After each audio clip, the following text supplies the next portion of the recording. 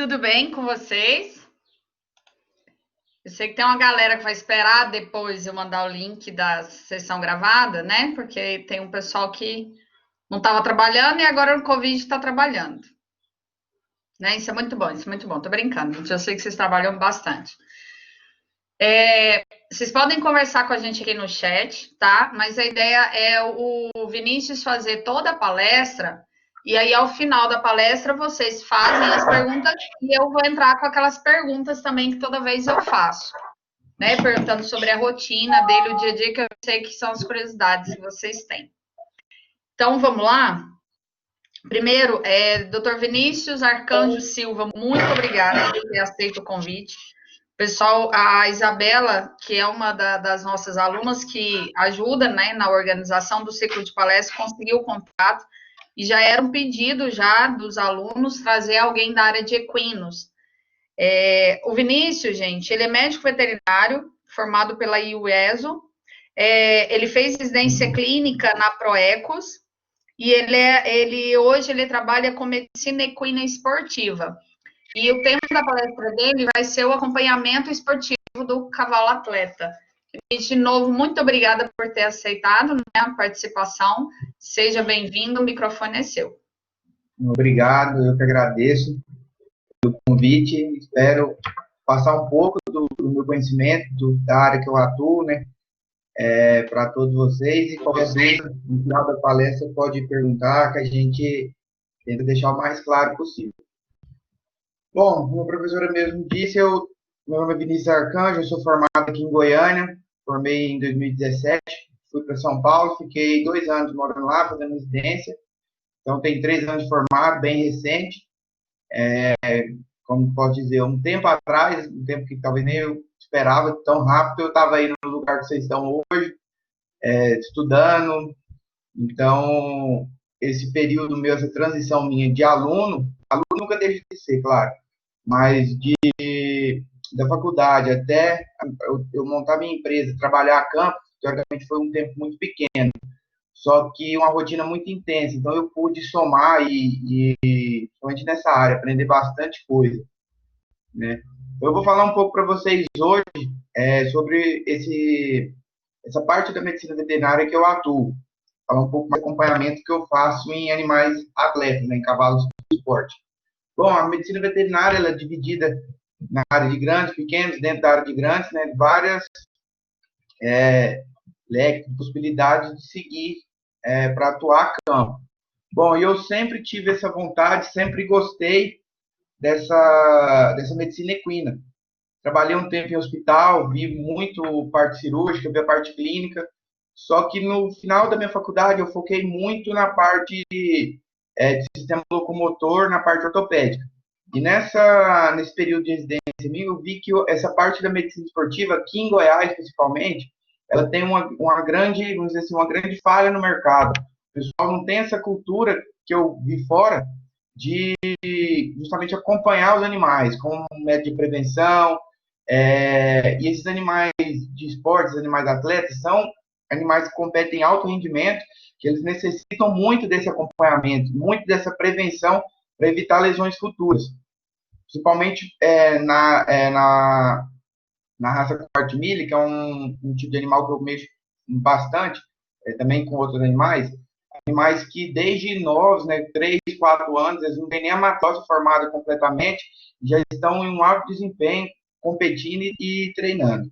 Então, vou falar um pouco mais sobre o trabalho meu a campo, como que eu realizo.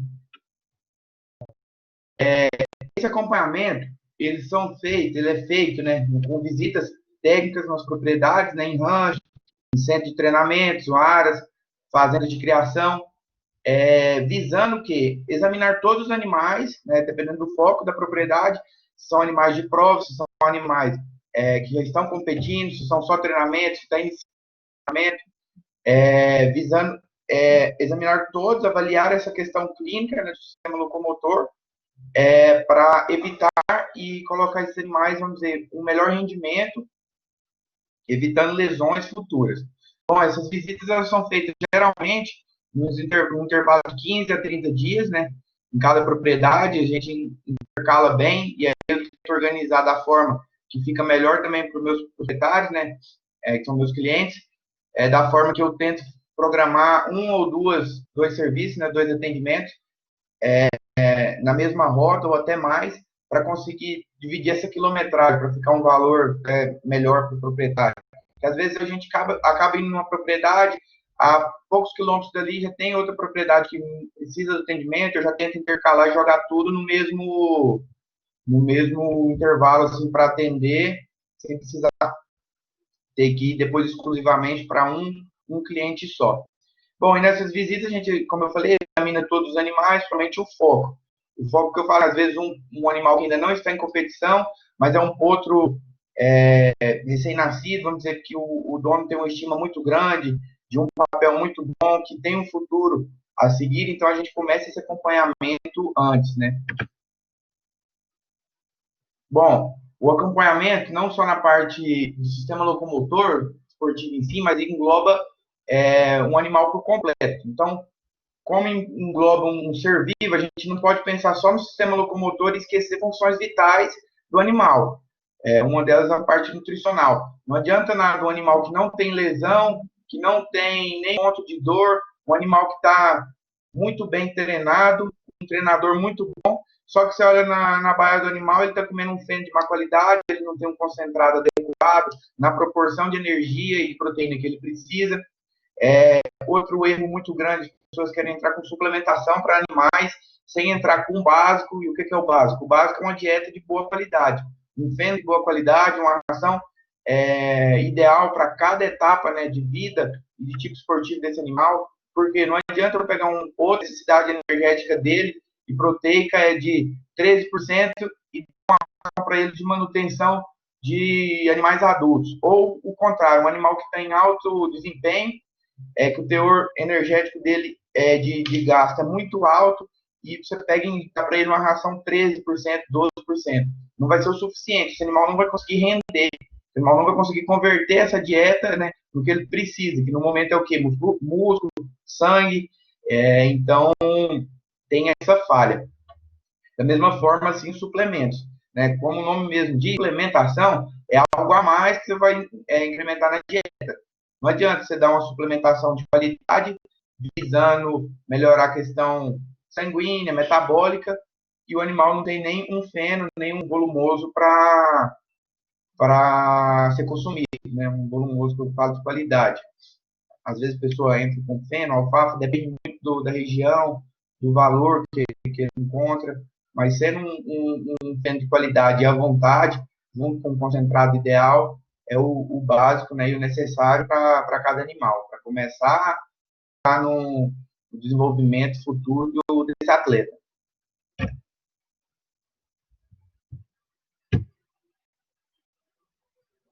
Bom, agora falar específico desse acompanhamento clínico. Bom, nesse acompanhamento clínico, nas visitas, eu avalio o animal, né, não só o sistema locomotor, mas como eu falei, no modo geral. Eu avalio mucosa, uma anamnese muito bem feita, junto com uma inspeção física, uma inspeção que eu posso falar clínica, visual, né? Então, uso muito essa parte da semiologia que vocês viram, palpação. Eu gosto de intercalar também com o próprio treinador junto comigo, porque às vezes uma queixa dele me aponta um local específico que esse animal pode estar tendo uma lesão ou uma dificuldade que ele tem no treinamento, né? Então, o foco principal desse exame meu, depois de avaliar um animal por geral, é o sistema locomotor e o sistema cardiopulmonar. Por que os dois sistemas? O sistema locomotor é o que vai fazer esse animal faça o movimento, vai fazer esse animal fazer o seu exercício, fazer a sua função que é necessário, seja no treinamento, seja no já. E o sistema cardiopulmonar, que nada mais é do que o coração e o pulmão, né?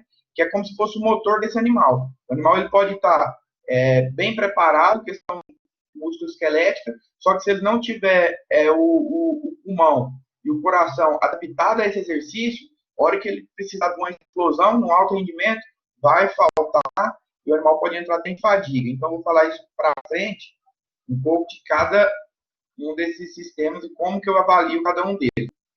Bom, o sistema locomotor, como todo mundo sabe, ele é dividido em ossos, músculos ligamentos, tendões, articulações e nervos. Bom, os ossos, eles fazem a sustentação do esqueleto, né? Ativam a movimentação através daí, e protegem órgãos moles, órgãos internos do corpo. Os ligamentos, a função é basicamente unir um osso ao outro, juntando assim extremidades ósseas, formando as articulações. Os músculos, além de proteção, ele tem a função ativada, né, através de uma resposta nervosa, ativa o sarcômero do músculo, que é a unidade funcional, onde esse animal desempenha, começa a desenvolver sua função do movimento. O músculo tem essa função. Além da estrutura, ele tem a função mecânica. A estrutura é a forma do animal, vamos dizer, dá essa conformação junto com proteção, e a forma do músculo ativa é a parte do músculo, né, que a gente chama de sarcômero, que proporciona o movimento. Bom, então o ligamento une um osso ao osso, né? Os tendões ele une o músculo ao osso, porque o músculo ativa para fazer o movimento.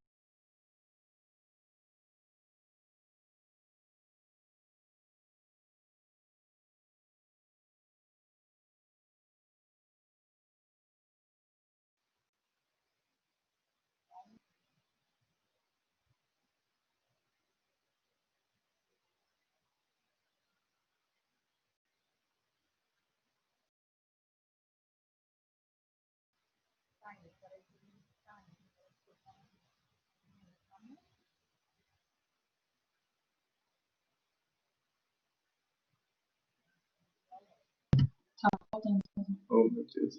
Será? Calma, coração, não. Caiu. Segura aí, senão cai.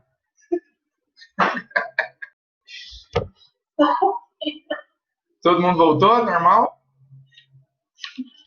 Bom, parei na parte que estava falando do sistema musculoesquelético. Então, essa musculatura tendo essa ação, ativando o sarcômero que eu falei, começa a movimentar, os tendões têm essa função de contrair e relaxar o membro, promovendo assim o potencial de ação para o movimento do animal. E essa condução toda dessa resposta nervosa para os órgãos, né, que a musculatura são órgãos do corpo, são através dos... Eles vêm da medula central no estímulo, os nervos funcionam, eu gosto de falar para os meus clientes que às vezes não entendem tão bem, que os nervos funcionam como se fosse um fio de eletricidade. A partir que esse fio está ligado, ele conduz do sistema nervoso central do sistema nervoso periférico, que é onde eu preciso da ação. Então, depois desse pouco de anatomia, falar um pouco da parte clínica mesmo. O exame clínico avaliou tudo, tanto parte de articulação, que é uma das partes que mais apresentam problemas, né, apresentam patologias nesses animais, questão óssea. Então, avaliando esse animal clinicamente ainda, para depois da clínica partir para uns exames complementares, que são exames de imagem. Eu gosto de deixar bem claro, alguns profissionais, algumas pessoas têm conduta diferente. Eles primeiro começam por um exame de imagem. O que eu não gosto muito, não é meu modo de trabalho. Por quê? Geralmente, atletas, animais de esporte, eles sempre vão apresentar alguma imagem, eu gosto de falar que são achados gráficos, né, ou ultrassonográficos patológicos. Só que o que me importa é ter achados que não são, teoricamente, o normal ou o ideal para cada animal, se ele não apresenta clínica sobre isso. Então, eu já vi muitos animais com um potencial enorme ser aposentado de forma mais cedo, porque a gente diagnosticou algumas alterações que, teoricamente, não seria o ideal, e achou melhor parar o animal, sendo que o animal nunca tinha sentido ou chegou a uma clínica positiva por causa dessas patologias. Então, a clínica, eu gosto de falar que ela sempre é soberana. Ela condiz tudo. Não adianta um animal com uma clínica muito boa, uma imagem muito ruim. Eu vou sempre pela clínica. Claro, eu junto clínica, imagem e alguma vez queixa do treinador. Isso aí você tem que levar um pouco em consideração, porque o que mais tem no meio do cavalão, os treinadores embardosos, que a gente gosta de falar, que não está fazendo serviço direito, às vezes fala que está montando direito, e você vai ver, tá faltando cavaleiro. Então, eu gosto de avaliar esses 3 critérios para começar a pensar no diagnóstico e, por sequência, no tratamento e no prognóstico.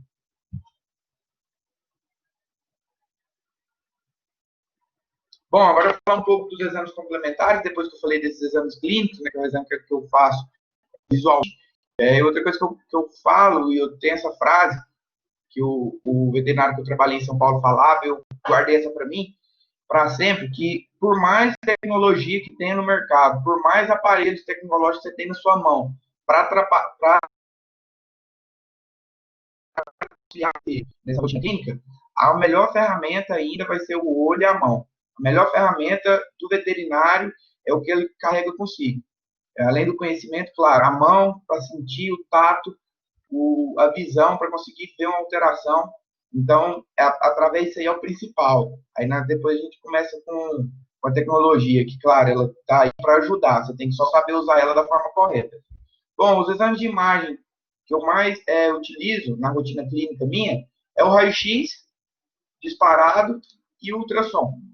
Eu coloquei aqui a ressonância magnética como critério de curiosidade. No Brasil, ela existe em duas. Uma no Rio de Janeiro, na clínica Horse Center, que é uma clínica particular.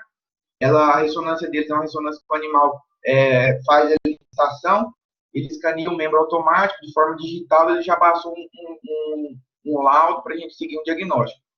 Tem alguns tipos de alterações que, com raio-x e ultrassom, a gente não consegue diagnosticar. Algumas alterações articulares, que eu vou mostrar dependendo da região que está essa alteração, algumas patologias navicular, algumas patologias no boleto, que a gente não consegue diagnosticar no raio-x e no ultrassom. Então, o mais indicado depois disso é uma ressonância magnética. Hoje tem exames muito mais potentes, mais sofisticados, como angiologia, e isso em caráter hospitalar. Outra ressonância magnética aqui no Brasil é na Unesp de Botucatu, só que a diferença é que lá o animal ele precisa ser induzido anestesicamente para fazer o procedimento. Bom, pós e contras. É muito bom diagnóstico e rápido, você consegue um diagnóstico muito preciso. Contra só porque é muito longe, é meio que inviável. Alguns proprietários não têm condição de realizar, né, esse transporte para fazer esse atendimento, esse exame. Na época que eu em São Paulo, que eu trabalhava lá, ficava muito fácil. O pessoal embarcava um animal, geralmente esses animais lá, o próprio rancho, o próprio casa, eles tinham um meio de transporte, caminhão, trailer. Então eu embarcava esse animal, mandava lá para a clínica, lá para o Rio de Janeiro, ou para Botucatu, fazia esse exame, no final do dia o animal já retornava com laudo. Então o diagnóstico através da ressonância para a gente lá ficava muito mais fácil. Aqui a gente tem que quebrar um pouco a cabeça com o que a gente tem, mas dá para trabalhar também tranquilamente. Bom, vou falar um pouco então do aparelho de raio-x. Hoje o aparelho que eu trabalho é um aparelho digital, vou mostrar na frente o modelo. Não era assim, antigamente era aparelhos analógicos, a gente precisava revelar na hora. Eu não sou dessa época, eu já peguei a época da tecnologia digital. Até que o pessoal fala que os veterinários que trabalham com essa parte de ortopedia mais antigos, eles têm um olhar mais clínico, porque a imagem era tão ruim que eles precisavam calibrar o olho para uma imagem ruim. Quando eles veem uma imagem boa, por exemplo, uma imagem digital, eles já falam, nossa, é muito melhor, né, para o diagnóstico. Então, mas tudo isso é calibração só a prática, vendo várias imagens, que você consegue fazer esse olho ficar clínico a ponto de ver uma alteração pequena. Né? Então, bom, o aparelho de raio-x, ele é hoje um aparelho portátil, como eu falei, ele emite menos radiação, tanto que hoje eu nem trabalho com colete de chumbo. A radiação que ele transmite, ele dissipa, na verdade, é muito menor do que os analógicos. Só que um ponto contra que eu posso citar desse aparelho é que ele é um pouco ainda caro. Nem todo mundo tem um acesso a esse tipo de imagem. Às vezes no interior que a gente vai, o pessoal não tem, por isso que eu rodo bastante para fazer, principalmente essa parte de imagem raio-x. Outros veterinários também, outros colegas me chamam para terceirizar a imagem quando precisa. Um aparelho desse novo, esse aqui é um dos melhores que eu conheço, eu já trabalhei com ele. É um Next da Saudi Eck, a empresa americana, e um desse aqui hoje está no valor de 200 mil reais no novo. Outros aparelhos. Bom, esse aqui é um que eu trabalho com ele hoje, que é um da 4, também uma empresa americana, é um aparelho muito bom. Esse aqui a gente chama de Leonard, também é um aparelho um pouco mais antigo, mas é um aparelho de uma saída muito boa. Quando ele lançou, ele era a febre no meio. E aqui é um pouco dos emissores, porque o raio-x nada mais é que uma placa que capta a radiação, ela é transmitida o sinal através de Wi-Fi. Hoje a gente não usa mais cabo, então é uma coisa bem prática, bem rápida. Esse emissor, ele dissipa, né? Ele tem um colimador que a gente chama, que é a frente é como se fosse um visor. Aqui eu calibro a quantidade de kV, né, em miliampere que eu quero para cada posição. Cada posição ela necessita dessa variação. Animais maiores, mais fortes, eu posso usar um pouco mais de kV, um pouco menos de MA talvez, porque o MA é o tempo de exposição. Se aumenta muito o tempo de exposição, o animal mexe, a imagem não fica boa. Então, nada mais é do que um motor aqui dentro, ele gera um sinal, ele é conectado por Wi-Fi na placa e dissipa essa radiação. Esse aqui é o POSCOM, é o que eu trabalho hoje. Esse aqui chama Orange, também é americano. Na verdade, os três são americanos. Esse eu nunca trabalhei com ele. E esse outro aqui também é um muito bom, que chama Minex Ray. Trabalhei com ele 2 anos. É um aparelho muito rápido e de saída muito boa no mercado. Bom, falar um pouco agora das imagens do raio-x em si, né? Porque não adianta falar do que é o raio-x, eu mostro algumas imagens. Eu não vou entrar muito em detalhes sobre patologias, tratamentos, porque senão vai ficar muito extenso. Eu vou precisar de uma hora, um dia, um ano para falar de todas as alterações que existem, que é inúmeras. Bom, mas o que é uma imagem de qualidade? Bom, uma imagem de qualidade, no meu ponto de vista, é uma imagem que não tem artefatos que eu falo, ela não tem nenhuma linha, nenhum risco que confunde o meu diagnóstico. Você consegue ver bem a diferença da região medular para a região cortical do osso. A articulação, ela não pode ser sobreposta, ela tem que demonstrar a linha articular muito bem. Se a pessoa que está manuseando tiver uma prática, um uso bom, ela consegue pegar até tecidos moles nesse raio-x.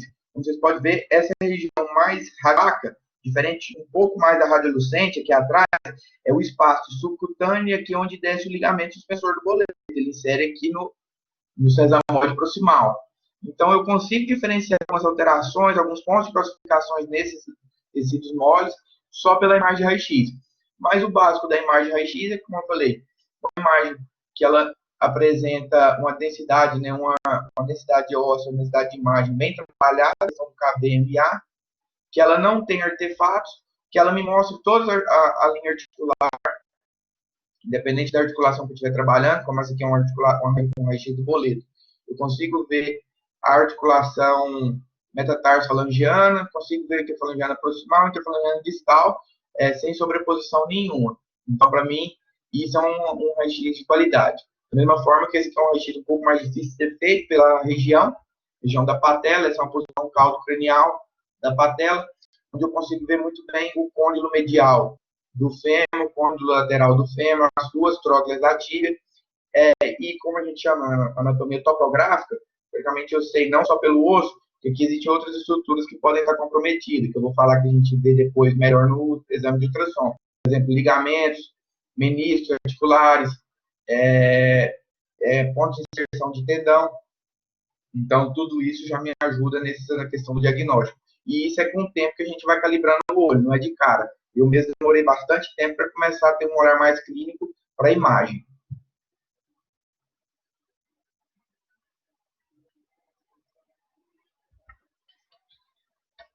Professor, agora só.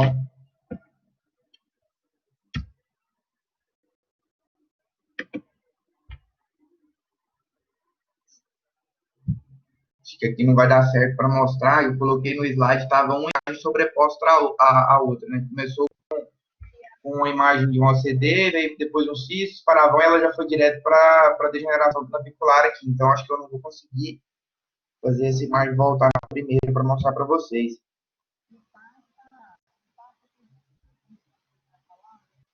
Cacau, você sabe se tem como voltar ela aqui ou não? Não estou te ouvindo. Me passa os slides, que enquanto você explica essa imagem aqui, eu consigo arrumar as outras aqui para você. Já está no e-mail, eu acho. Tá. Conferi. Pode ir Então, eu explicando vou essa. falar dessa. Então tá bom, vou explicando explicar. Tudo bem. Bom, então falando um pouco mais, né, de algumas alterações mais encontradas na minha rotina clínica.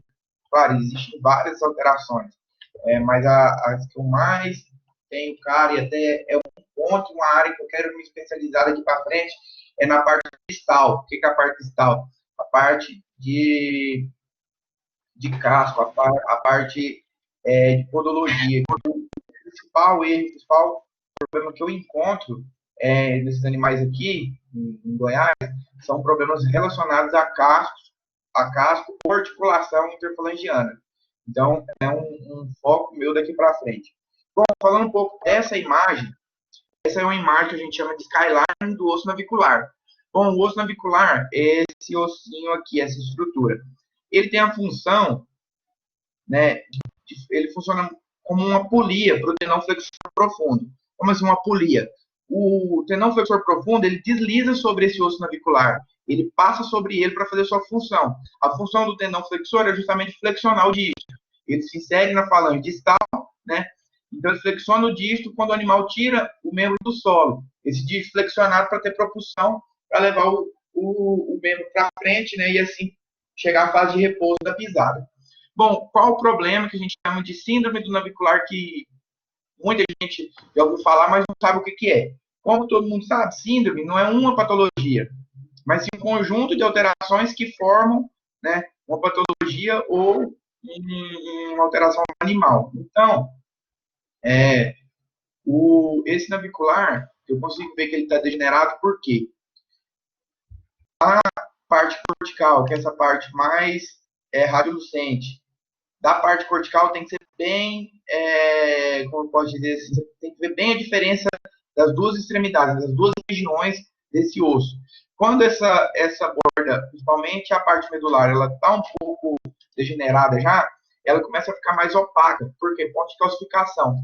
É onde acontece as principais lesões, porque como o tendão flexor profundo passa sobre esse osso navicular, ele faz uma pressão muito grande, que é o que a gente chama de black over, ou ponto de quebra, ponto de pressão que o animal faz.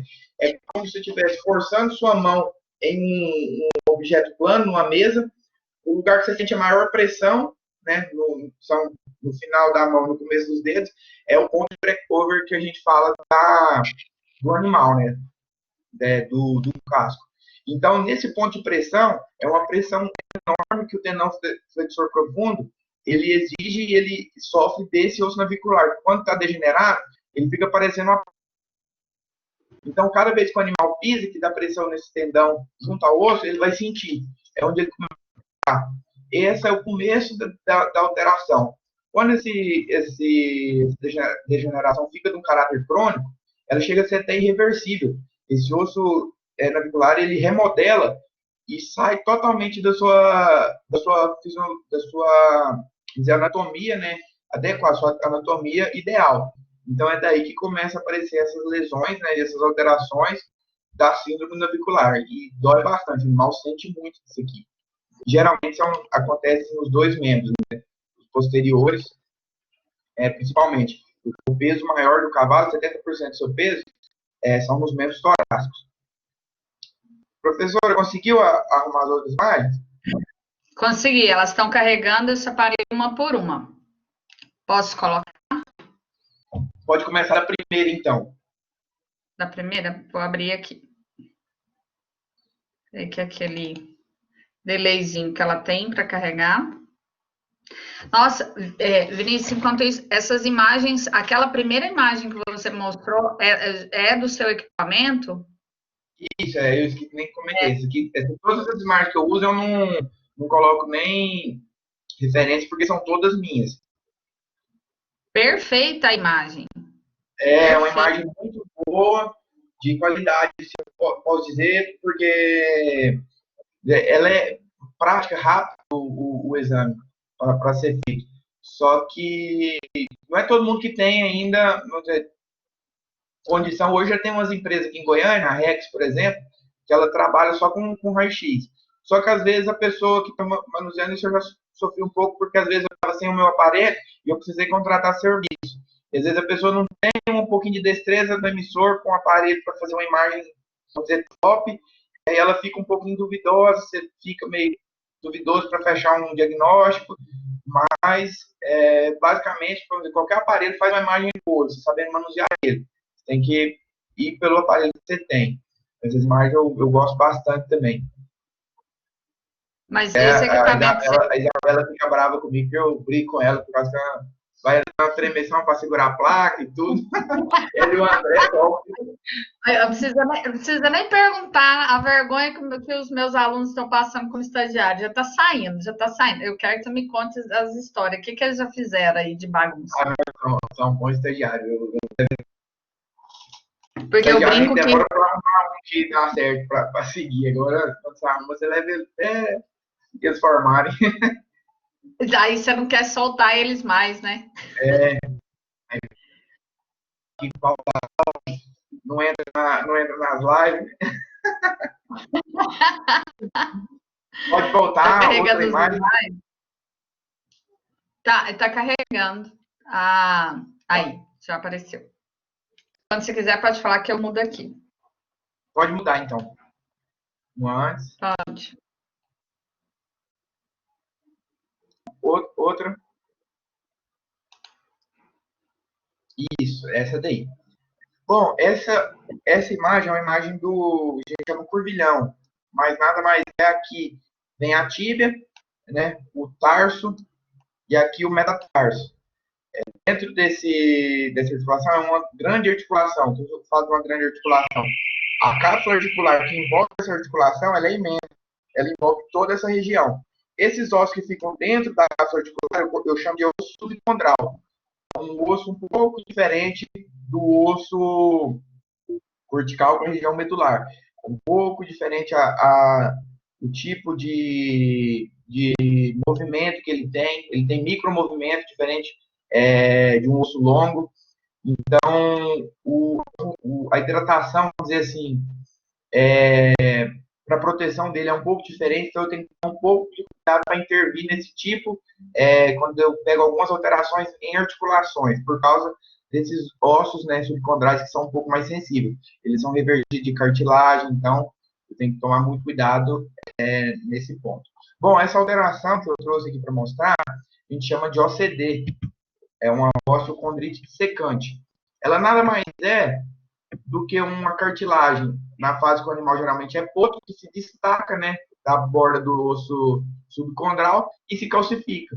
Aqui é uma OCD que ela se destacou, né, do talos, aqui na região talos lateral, esse primeiro aqui é o talos medial, ele se destacou dessa tróclea, aqui é o ponto onde ele se destacou e aqui é o momento onde ele veio parar calcificado. Geralmente isso acontece em potros, só que o animal só começa a manifestar depois de adulto. Outro que eu falo, 2, 3 anos.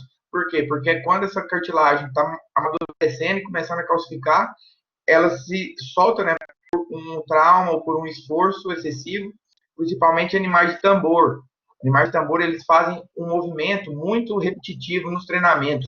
Diferente de um animal de hipismo, por exemplo, que ele é exigido menos na fase de potro, na fase inicial, e a maturação, tanto é que um animal de hipismo, você deixa ele preparado para a competição, pronto, depois dos 10 anos. Então, o animal já está bem melhor consolidado na estrutura óssea. Diferente de um animal de tambor, que com 2 anos já está competindo, às vezes nem fechou toda a matriz óssea completamente, já está em alto rendimento, né, trabalhando todo dia e com movimentos muito repetitivos. Então, essa cartilagem, ela se desprende, né, ela se destaca do osso subcondral e calcifica. Clinicamente, o que isso interfere? Às vezes nada, porque eu já vi muito animal com OCD até maior que essa, né, trabalhando muito bem, não manifestou clínica nenhuma, então a gente pega um caráter de prevenção e faz o quê? 6 meses, uma infiltração para dar uma lubrificada nessa articulação, com um pouquinho de anti-inflamatório para dar uma desinflamada, porque não, qualquer estresse na articulação causa uma inflamação, e essa inflamação aumenta o edema, ou aumenta a efusão articular, que nada mais é que o líquido sinovial. Bom, o líquido sinovial na articulação tem função de proteção e lubrificação, basicamente. Ele é composto de sais minerais. Uma vez que a articulação se inflama, ou o organismo vê que ele precisa de mais lubrificação, mais proteção, ela faz com que o organismo faz com que a articulação dobre o seu limite. Então, essa efusão, né, que a gente chama de recessos articulares, que são os espaços onde eu consigo intervir na articulação, eles se distendem tanto, a cápsula articular, que dá uma pressão enorme na articulação, e é daí que o animal sente a dor. O animal sente a dor devido à inflamação e à pressão que ele tem em cada articulação, do que devido mesmo à patologia. Então, tratamento definitivo para isso aqui seria uma cirurgia, né, uma artroscopia, que a gente chama, entra com a câmera aqui, tira esse fragmento, o animal segue a vida normal. Pós e contra da cirurgia, depende muito do tipo de alteração, da idade do animal, se o animal se manifesta clínico ou não, que não adianta eu mandar um animal para a cirurgia, um animal que nunca mancou, né, de uma alteração dessa. Da mesma forma que eu não vou esperar, por exemplo, um potro de 2 anos manifestar clínica para mim mandar ele fazer uma cirurgia ou deixar para intervir depois. Então, tem que ter um bom senso, tem que ter muito bom senso para saber quando intervir de forma reta e de uma forma viável, tanto para o animal quanto para o proprietário. Cacau, pode passar a próxima imagem.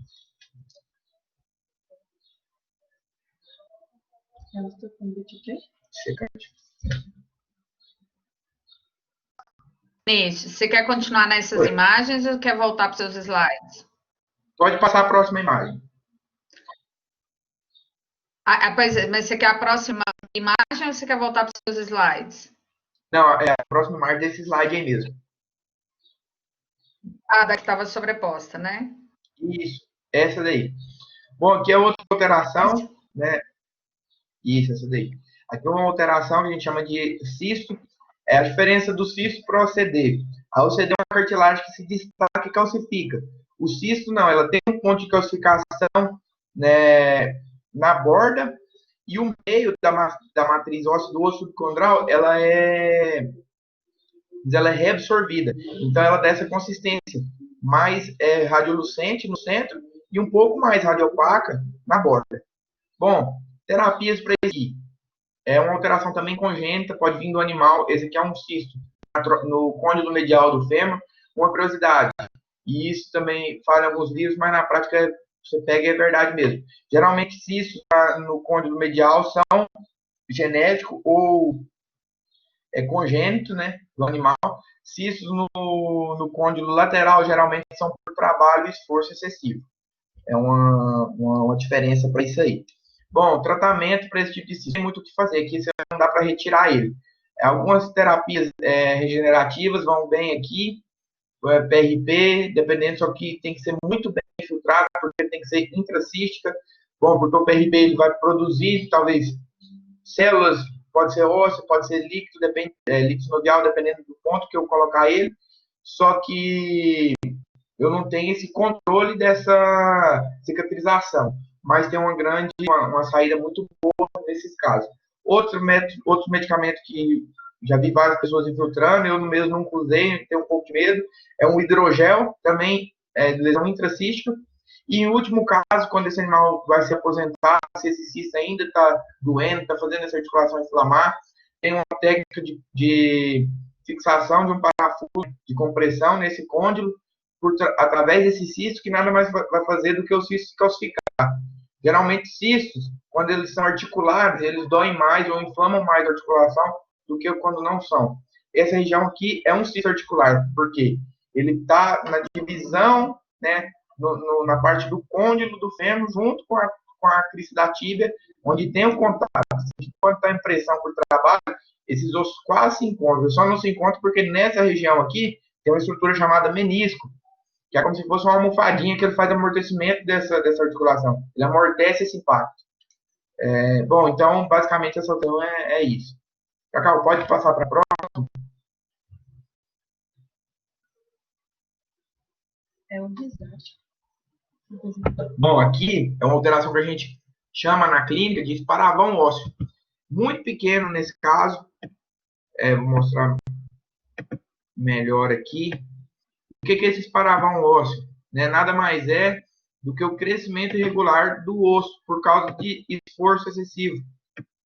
Como eu falei, a articulação, principalmente grandes articulações, tem micromovimentações.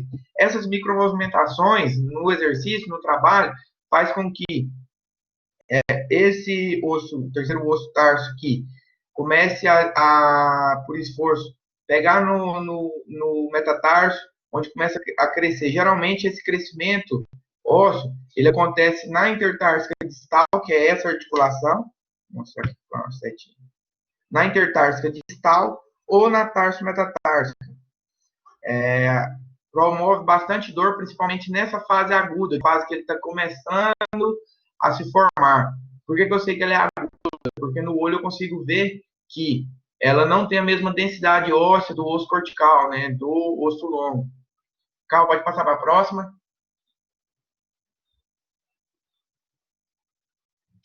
Essa é a mesma alteração, só que um caráter mais crônico. Vocês conseguem ver que aquele disparavão, que na verdade era aqui na tarso metatársica, nesse aqui ele é na tarsal, intertársica distal.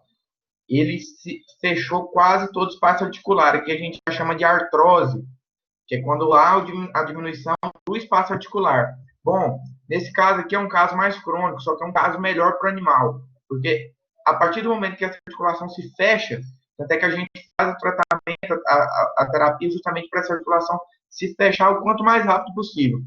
Como ela se fecha de forma regular, que nem essa daqui, o animal para de sentir dor.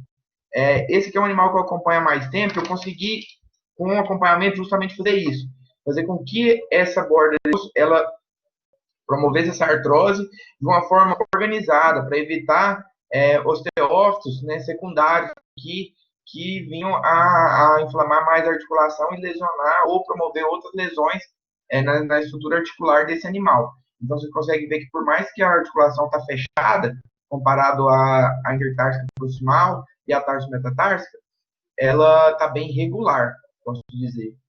E na hora de fazer o raio-x, tem que tomar muito cuidado para fazer essas imagens, que se a posição do animal, né, a pisada do animal não estiver de forma correta, essa imagem eu dá uma sobreposição e eu tenho uma imagem falso positiva, e aí confunde meu diagnóstico.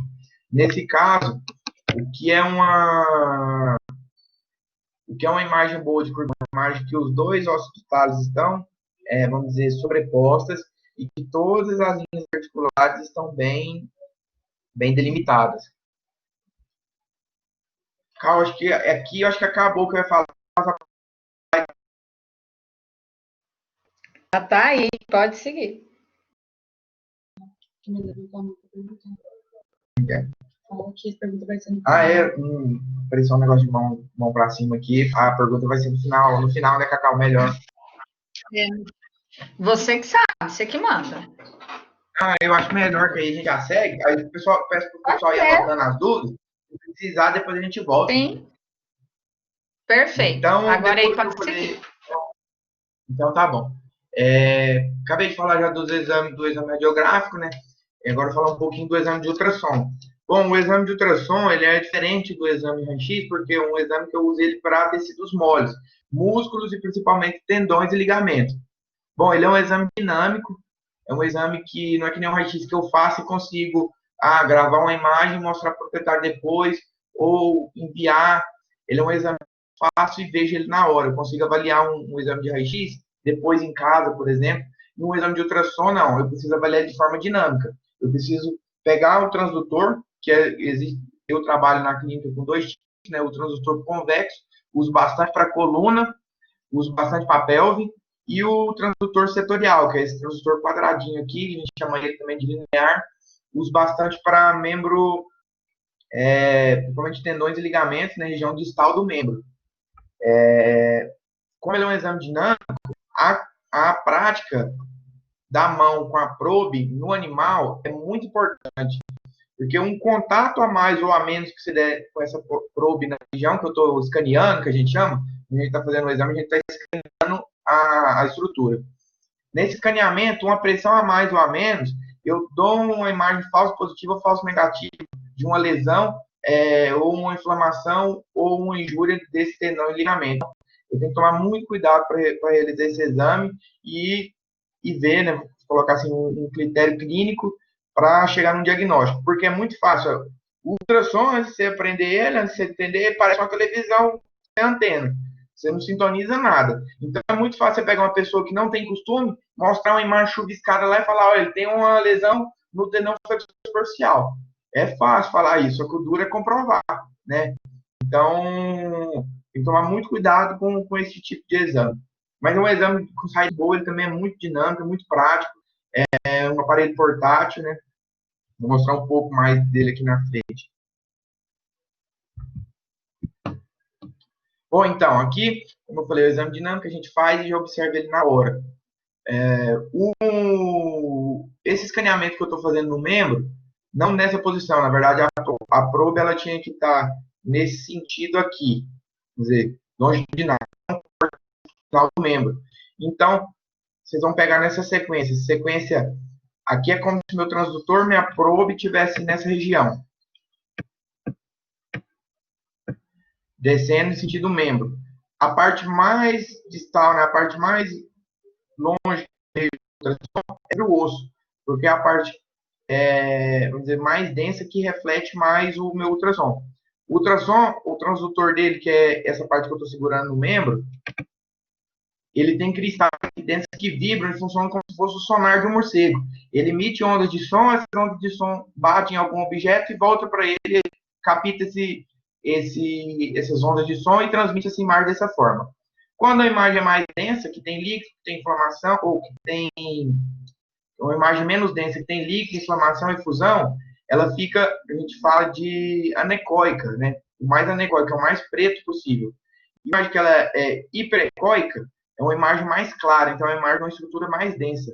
Você consegue ver que aqui no final, eu vejo uma imagem bem hiperecoica, e aqui já não tem tanta ecogenicidade. Por quê? Porque o osso eu não consigo transpor o osso. Então, aqui é a linha óssea, e aqui já é a sombra que esse osso me faz.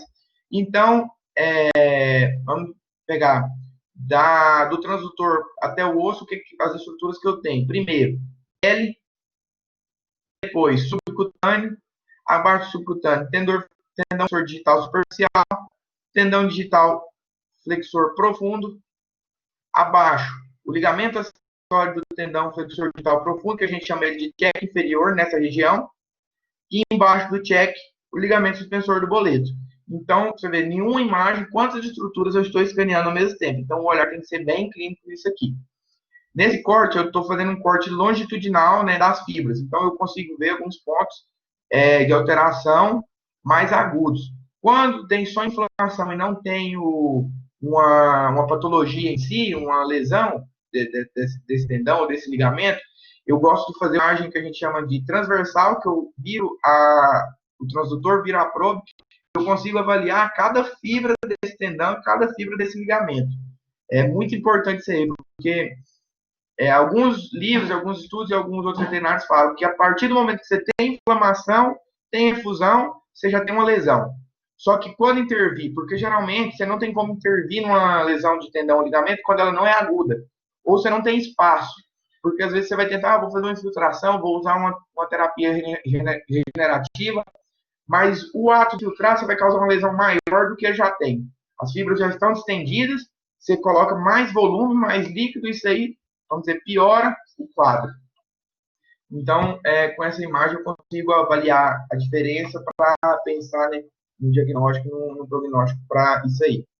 Então, bom, alterações principalmente encontradas, né, nos exames ultrassonográficos. Tendinites e desmites, que são as inflamações dos tendões, as tendinites e desmites, as inflamações dos ligamentos. Elas podem ser focais ou difusas, que foi aquilo que eu falei. Focal, você vai ver mesmo um rombo, né, como se fosse um buraco no tendão. Bem nessa imagem, consegue ver uma lesão bem focal no ligamento suspensor oblíquo, que é um ligamento que eles têm origem na base do osso sesamoide e inserção na falange intermédia. Bom, por que eu sei que é uma lesão focal? Esse aqui é o comparativo, eu sempre faço o comparativo. O ramo medial com o ramo lateral. Olha a bola que é o ligamento. Isso aqui é um tecido duro, é um tecido firme, é um tecido que precisa ter elasticidade. Então, ele vai aparecer bem mais claro no meu ultrassom do que isso aqui, que é só subcutâneo. olha do comparativo do ramo lesionado, que é o ramo lateral. O rombo que eu tenho foi uma lesão focal de quase 70% desse ligamento. Então, eu já consigo diferenciar por aí. Uma lesão difusa, eu não veria esse tamanho de ecogenicidade aqui, né? De anecogenicidade aqui, na verdade.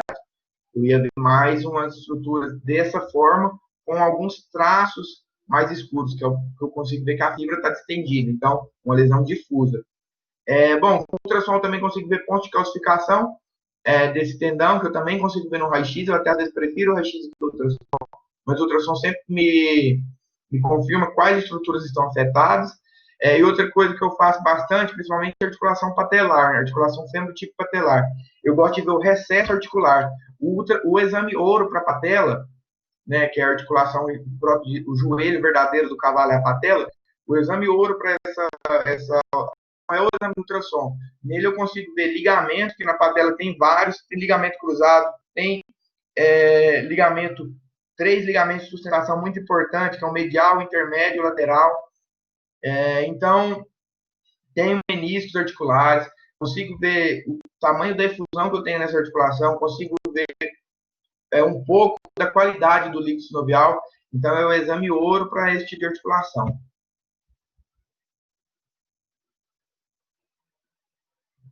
Bom, aqui é outra lesão.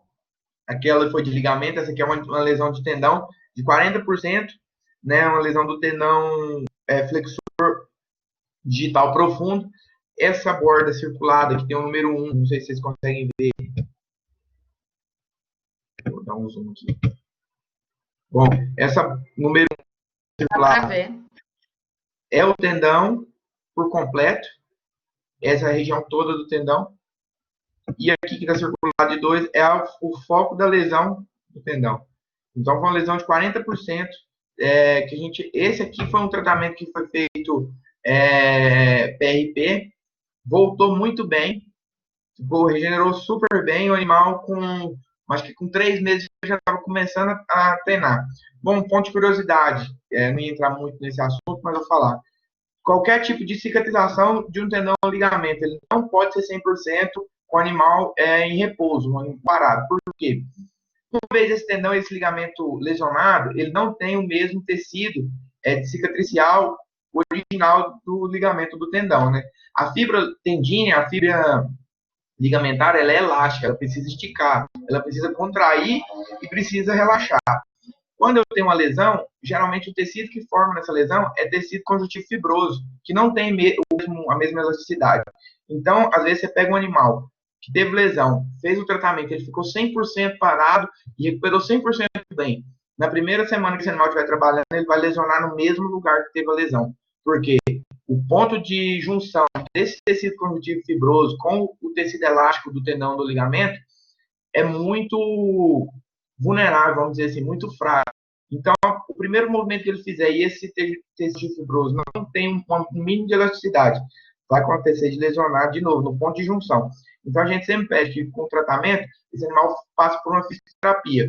Caminhar em tecido macio, em terreno macio, principalmente areia, porque estimula muito mais, né, a flexão do membro, a hiperflexão, para ajudar esse tendão ou esse ligamento a promover o deslizamento das fibras para ficar um pouco mais elástica. Então, o segredo desse tipo de lesão, além do tratamento, é muita fisioterapia após o tratamento. Onde tem um sucesso nesse tipo de lesão. É uma lesão chatinha de tratar. Bom, sai um pouco agora do sistema locomotor. Como eu falei, a parte clínica dos animais atletas eu divido em duas. O sistema locomotor, que é o que faz meu animal movimentar, meu animal trabalhar, e o sistema cardiopulmonar, que é super importante, que é o motor do cavalo. Por quê? As vias aéreas divididas em vias aéreas superiores e inferiores, né? Superiores, ela está na cavidade nasal, cartilagens aritenoides, traqueia, até a entrada do pulmão. Do pulmão, alvéolos, para frente, eu já falo que é uma via aérea inferior. As duas são extremamente importantes, porque uma conduz o oxigênio e a outra, dentro do pulmão, é onde faz a hematose e oxigênio no sangue. O que eu tenho que avaliar a função desse sistema cardiopulmonar? O primeiro, o quanto de oxigênio chega no pulmão, e o segundo, o quanto de sangue o coração consegue bombear para esse animal, que a gente chama de débito cardíaco. Então, o débito cardíaco, junto com a oxigenação sanguínea, que promove e irriga, né, de oxigênio todos os órgãos-alvos. Quais são os órgãos-alvos na hora do exercício? Sistema nervoso central e musculatura. Tanto é que os músculos lisos, né, intestino, estômago, eles sofrem um processo que a gente chama de... Eles têm menos vascularização na hora do exercício e os órgãos-alvos recebem toda a circulação, ou a maior parte delas, né, porque os outros órgãos também não podem ficar sem oxigênio. É onde o baço contrai, ele tem uma bomba de explosão de débito cardíaco e esse sangue vai para toda a altura, né, e sistema nervoso central. Então, basicamente é isso. O pulmão oxigena o sangue, o coração manda sangue oxigenado para o corpo.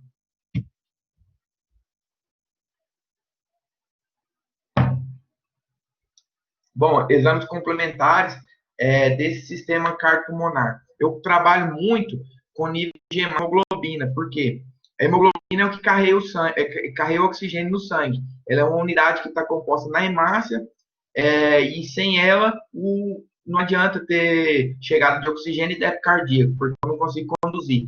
Então, por isso que eu avalio o animal por completo, como eu falei no início, não só o sistema locomotor.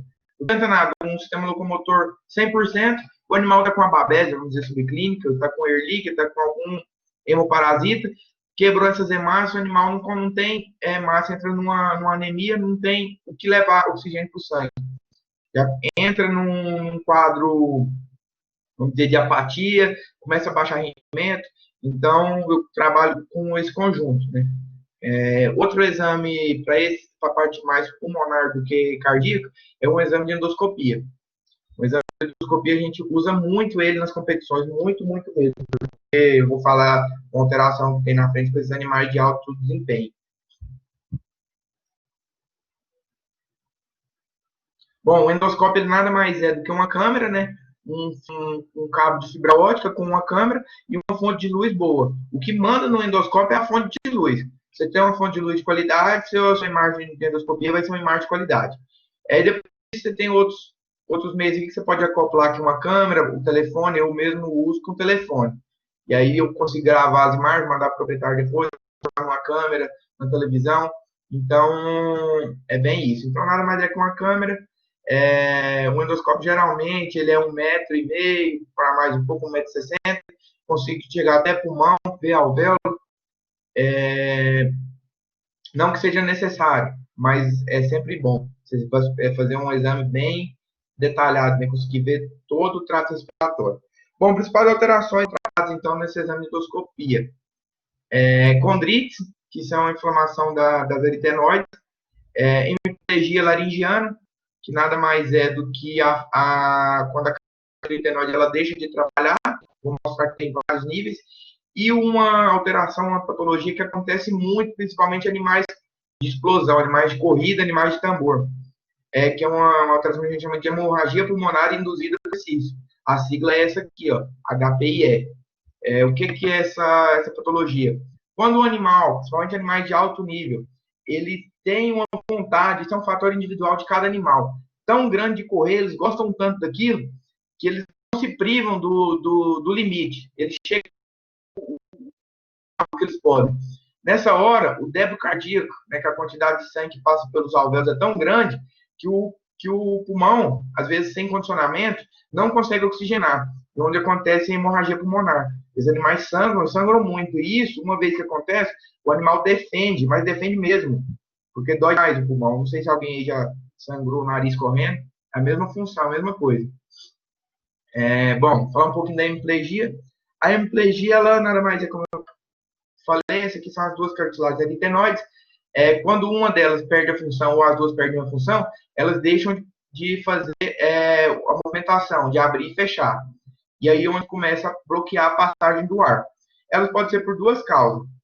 A primeira causa, uma lesão no nervo.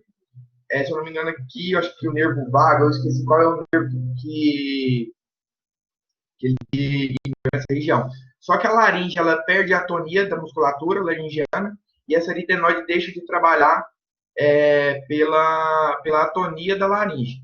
Outro acontecimento, quando tem realmente uma inflamação dessa aritenoide, ela perde sua função é devido a essa inflamação, que a gente chama de condrite. Alguns pontos, eu já vi alguma vez no exame, alguns pontos até de abscesso nessa adenoide, né, nessas cartilagens. E quando acontece isso, a gente chama, né, que o animal tem isso, alguém, nervo vago, falar acessório. Bom, aí a gente chama que a gente tem a síndrome do cavalo roncador. O que é a síndrome do cavalo roncador? Ela tem do grau 1 ao grau 4. O grau 1 é quando o animal, você só percebe ele roncando, ele faz um barulho bem típico, quando ele está em exercício. O grau 4, o animal parado, ele já faz esse barulho, esse ruído. Por quê? Porque quando essa aritenoide ela deixa de fazer a função, né, de abrir e fechar, ela bloqueia a passagem do oxigênio do ar aqui, pela traqueia, né, na entrada da traqueia. Quando o ar bate nessa aritenoide, ele faz mesmo uma espécie de ronco. Então, isso aqui, ela além de ser uma coisa visivelmente feia, um animal trabalhando e tendo esse ronco, vamos dizer assim, esse estretor, esse ruído, ele começa a bloquear a passagem do oxigênio e o animal tem uma baixa de performance por não ter o oxigênio total que ele devia passar por aqui. Bom, o tratamento é uma laringoplastia, que a gente faz a reconstituição da laringe, ou nectomia, quando faz a secção, né, dessa aritenoide, o animal ele ou às vezes faz a ressecção total e ele perde a cartilagem aritenoide ou parte delas. Bom, basicamente isso dessa operação. Não tem a mais, né, muita coisa a mais. Bom, como eu falei da hemorragia pulmonar. A hemorragia pulmonar é bem feia de se ver. Ela vai de grau 0 ao grau 6, ao grau 5. Alguns livros, alguns pesquisadores falam do grau 1 ao grau 6. Grau 1, quando a gente não consegue perceber ela visivelmente, sem endoscopia, formam apenas petecas, né, no trato respiratório, principalmente na traqueia. O grau 2, você já começa a ver um filete de sangue em todo, ou parcial, né, na traqueia. O grau 3, você já começa a ver mais filete de sangue, e em toda a traqueia, até o pulmão, até a entrada dos alvéolos. Do grau 3 para o grau 4, já começa a acontecer o que está acontecendo nessas imagens. O sangue sai pela narina. Isso aqui, numa competição, o animal, ele é desclassificado, a gente chama de SAT. O animal não pode sangrar durante uma competição. Tanto narina quanto sangrar por um esporo, sangrar por alguma outra alteração. Bom, mas é basicamente isso aqui. O que causa isso? Como animais de alto rendimento, eles não limitam sua velocidade, não limitam, vamos dizer assim, sua explosão. Quando esse débito cardíaco é muito grande, passagem pelos alvéolos, o alvéolo não consegue oxigenar e extravasa, é onde sangra. O que dá para fazer para prevenir isso? A primeira coisa é condicionar o pulmão, porque o pulmão é um órgão como qualquer outro. Se ele não tiver condicionamento, vai acontecer isso. E mesmo assim, animais condicionados, às vezes ainda acontece. Animais de couro, principalmente, que tem uma explosão muito grande, mesmo com plena condição física, acontece essa patologia, né? Essa hemorragia pulmonar. Bom, a gente entra com broncodilatadores, nesse caso. Eu gosto muito de usar o clenbuterol, só que tem que saber usar ele de forma correta, porque além dele, em algumas competições, ele ser feito como um top, ele pode causar efeitos colaterais no animal. Então, a conduta com ele, eu geralmente gosto de usar ele em intervalos de 15 dias, principalmente em algumas competições, quando vai para alguma competição, animal que está vindo de algum tratamento que teve que ficar em repouso. Outro medicamento que eu uso bastante e que é usado é furosemida, diurético, para a competição. Por quê? Também é pego no doping. Só que, em alguns casos, eu preciso usar. Em algumas competições que não tem doping, a gente tem que usar, porque animais que já têm histórico de sangramento, eu uso a furosemida 4 horas antes, geralmente, da competição. Essa furosemida, ela dá uma desidratada um pouco no animal, depois eu compenso isso com fluidoterapia após a competição. Então, ela dá uma desidratada no animal, teoricamente, esse sangue, né, ele vai perder um pouco do volume líquido e vai ficar mais concentrado. Isso ajuda com que o animal não extravase, né, o volume sanguíneo não passe no que ele precisa para extravasar e acontecer de sangrar. Então, isso aí corrige bem. Quase todos os animais que sangram, que tem essa patologia, se sangra uma vez, vai sangrar basicamente sempre, esperando. Então, usa já o tratamento, né? Na verdade, não chega a ser um tratamento, porque ele não trata, ele só evita que aconteça. Quando a prova tem doping, tem uma bisnaga, uma pasta, ela é oriental, na verdade, é comercializada na América, né, nos Estados Unidos, só que ela é um macerado de plantas orientais, japonesas, não sei em qual região, mas eu sei que é Oriente Médio. É uma bisnaga dessas plantas, que é feita de forma oral também, 2 horas antes da competição, junto com o jejum hídrico, e essa bisnaga segura bem e não deixa sangrar também. Há a diferença, por que não usar sempre a bisnaga e não usar a furosemida? Porque cada bisnaga dessa, o valor dela comercial no mercado hoje, na faixa de uns 600, 650 reais. Aí você vai pensar numa competição que o animal vai competir em umas 2 categorias. Aí já vai um valor para, vamos dizer assim, mais do que o esperado que os proprietários queiram gastar. Numa prova que não tem doping, você entra com a dose de Lasix, né, que é furosemida, para competir, que custa 2,50 a dose. Então, nesse ponto, se tem como usar o mais barato, eu vou usar, que também tem um resultado muito bom. Se não tem como, o animal vai competir numa prova com doping, eu uso um mais caro, bem, mas é o esperado e também vai fazer o mesmo efeito, né? O animal não vai sair.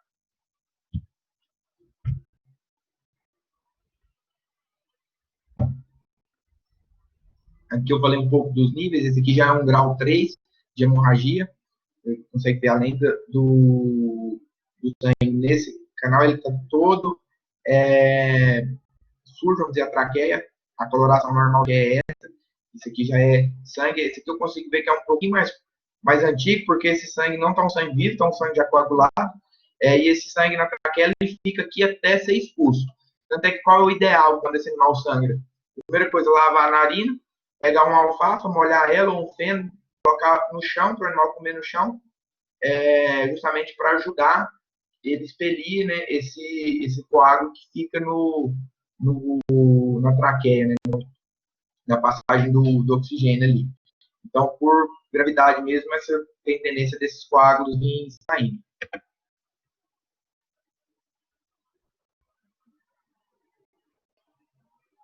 Essa aqui eu não falei, essa aqui é uma imagem de endoscopia, essa aqui não é minha, eu peguei em livro, mas aqui é uma imagem de endoscopia de animais com sangramento. Essa aqui é uma imagem difícil de ser feita para registrar, porque geralmente quando você só faz essa aqui em competição, o animal já sangra. E a hora que sangra, aquele alvoroço, uma correria, então você quase não dá tempo de gravar essas imagens com hemorragia. Bom, agora eu vou falar um pouco da minha rotina quando eu estava trabalhando em São Paulo, durante as competições. Durante as competições, a gente montava um centro de apoio bem intensivo para esses atletas, né, para esses clientes nossos que estavam em competição. Geralmente, nas competições, principalmente as 3 mais importantes, que eram as competições da BQM, oficiais, congresso, Porto Futuro e nacional.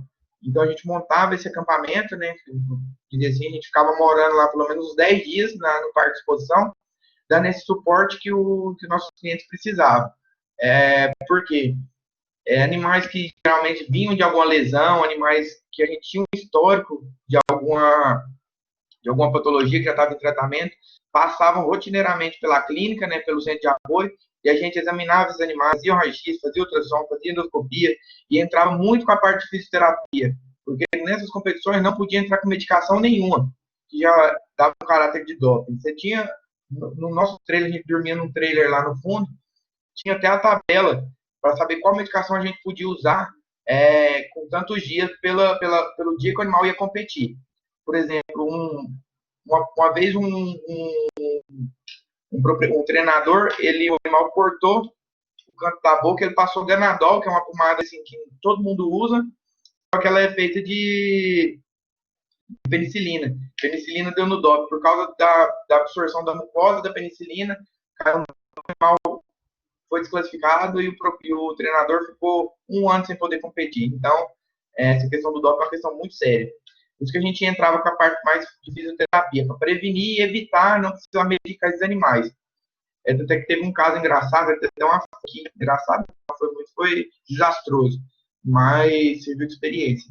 Bom, aqui ó, a nossa tenda, aqui a gente guardava todos os equipamentos, raio-x, ultrassom, endoscópio, tinha umas televisões aqui para passar as margens, passava as competições em tempo real, era bem legal. Então, os proprietários, a gente fazia o centro de apoio não só para os animais, mas para os proprietários também. Colocava aqui um cafezinho, um lanche, o pessoal vinha, estava junto com a gente ali. Geralmente, depois das competições, vinham comemorar as vitórias também, ou chorar as derrotas. Aí, aqui atrás, não sei se consegue ver um trailer, a gente dormia aqui, ficava 10 dias aqui lá. Bom, aqui a rotina, né, era bem intensa mesmo, era toda hora, assim, praticamente cheio. O horário de pico de funcionamento era de 6 horas da tarde até umas 10 horas da noite, que era quando os animais acabavam de treinar ou de competir. Então, ia geralmente todo mundo para lá para ser avaliado, alguns para fazer algum tipo de fisioterapia. Nesse ano aqui, foi um ano que foi uma competição, se não me engano, Porto Futuro, em Londrina, no Paraná. E teve um surto de garrotilho durante a competição, e vários animais apresentavam febre a 39, 40 graus de febre, e a gente não podia medicar. Aí a gente tentava segurar o máximo que a gente conseguia na fluidoterapia, na fluidoterapia gelada nesses animais, né, fria, o fluido resfriado, para evitar para baixar essa temperatura e evitar de medicar. Claro, teve uns 5, 6 animais que a gente não conseguiu segurar com essa técnica, e a gente teve que medicar, o animal não competiu. Então, eu queria mostrar um fluxo bem intenso. A gente até brincava, trabalhava eu e mais um residente, esse rapaz está aqui de costas, e aí nas competições a gente chamava geralmente 5 a 7 estagiários. E a gente falava, gente, nos 3 primeiros dias vocês não começam a decompor, porque vocês vão aguentar o resto da semana, que era bem pesado. Então, e sem mão de obra, sem eles, a gente não conseguia trabalhar também, porque a gente era só 2. Enquanto a gente estava fazendo os exames de imagem ou examinando, os animais eles já estavam aqui, um segurando o outro, ajudando a fazer fisioterapia. Então, bem intenso. Bom, durante as competições que a gente usava lá de fisioterapia, tinha uma parceira nossa, outra veterinária, que entrava só com essa parte de fisioterapia. Aí usava muito acupuntura, quiropraxia, campo magnético, que é essa capa que a gente coloca nos animais, ultrassom terapêutico, kinésio, que é umas faixas que alguém já viu, as faixas coloridas que colocam no animal, nebulização, geralmente antes de entrar para a competição, e Game Red. Game Red é esse aparelho aqui, que ele funciona como ele faz uma crioterapia, né? Ele mantém uma temperatura de 2 graus, né, nos membros, ao mesmo tempo ele faz uma massagem linfática. Ele se enche de ar aqui e começa a massagear o membro do animal junto com a crioterapia. Então, geralmente 20 a 30 minutos, animais que já têm indício ou já tiveram lesões, né, de tendão e ligamento, sempre passavam por aqui para fazer essa terapia. E por que a gente usava sempre, fazia um passo sempre com tudo isso? Porque aqui você conseguia relaxar o animal que vem de uma competição, ele compete toda semana, ele está em uma competição diferente, viagem, estresse de viagem, estresse de estar fora de casa, treinando todo dia, competindo. O animal que a musculatura fica muito estressada, o animal fica muito estressado. Então, todo o conforto que a gente conseguia dar para ele, através somente de acupuntura, quiropraxia, esse campo que relaxa muito, era sempre muito válido. Porque quando você não conseguia fazer isso, o animal entrava em estresse, o que acontece? Acontecia que às vezes podia lesionar, ou o animal já estava com alguma lesão em tratamento. Você precisava fazer o quê? Medicar. Medicava, o animal já não podia competir mais. Então, tudo que a gente conseguia segurar com fisioterapia era sempre muito viável, principalmente nessas competições. Bom, agora tinha falado do doping. Muita gente tem na cabeça, fica, você dopa cavalo para correr, cavalo corre dopado. Não, na verdade, a gente usa bem suplementação e alguns medicamentos que têm o intuito mesmo de promover um pouco mais dessa melhor condição para o animal, vamos dizer, apresentar o máximo rendimento que ele conseguir. Só que isso tudo tem que ser muito bom senso para entrar com isso. Em termos de treinamento, animais que realmente estão bem treinados, estão bem alimentados, condição para isso, não tem indício de nenhuma lesão. Então, você entra mesmo com os promotores, alguns promotores de débito cardíaco, algumas medicações para oxigenação do sangue ainda maior do que outras que eu uso. Isso tudo, ela cai como doping, da mesma forma que um antibiótico, um anti-inflamatório. Então, tendo mesmo como conceito, o que é o doping, né? Doping é o uso de drogas ou métodos específicos que visam aumentar o desempenho de um atleta durante a competição. Então, se a BQM, por exemplo, falar, nebulização a partir da próxima prova vai ser doping. Então, se a BQM vê algum atleta, algum animal usando o nebulizador, que é como se fosse um aparelho um aerosol mesmo, que ele serve para lubrificar, né, as vias aéreas do animal, geralmente nessas competições na época muito seca. Então, se ele falar, a partir da próxima prova isso vai ser doping. Então, o ato de você fazer isso no animal já é um doping. Então, ela baseia basicamente do que eles entendem e propõem como doping.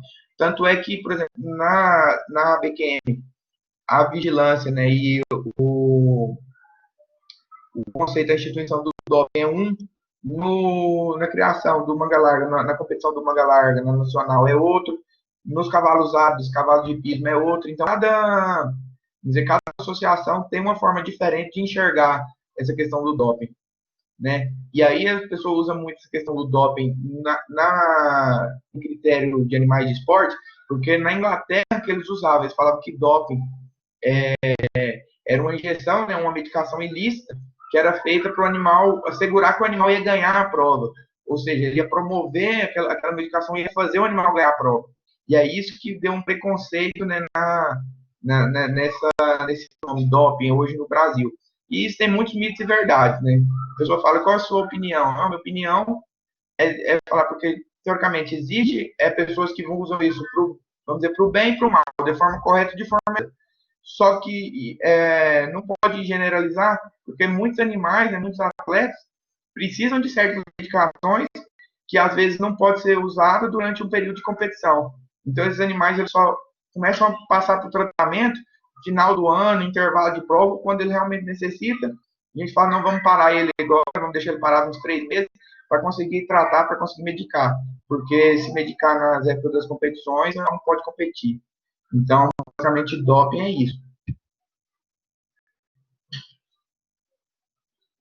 Bom, e para finalizar, eu gosto de deixar essas frases, né, que eu citei, falei e repito e vou falar para sempre. A clínica sempre é soberana e prevenir ainda é o melhor remédio, né? Se a gente conseguir evitar o máximo de lesões, agravamentos e, vamos dizer, problemas futuros para os animais, ainda vai ser muito melhor do que evitar uma lesão e depois você correr atrás e tratar ela. Então, a minha conduta clínica hoje aqui no mercado, no estado de Goiás, é justamente essa. Colocar na cabeça dos proprietários, dos criadores, dos treinadores, que prevenir, né, esse acompanhamento sempre vai ser uma melhor opção, sempre vai ser melhor do que esperar um animal lesionar e precisar, né, de um tratamento diferente, precisar de um tratamento específico. Então é isso, gente. Espero que vocês tenham gostado. Se tiver alguma dúvida, essa. Vinícius, nossa, eu adorei, de verdade, de verdade. Você falou de muita coisa, não falou superficial, conseguiu entrar em muita coisa, de verdade. Foi uma das melhores palestras que eu vi nos últimos dias, desde quando começou a pandemia. E olha que eu tenho acompanhado muitas coisas online, muito boa, de verdade. Não tem como nem olhar para o lado e se perder, com você falando, foi muito gostoso.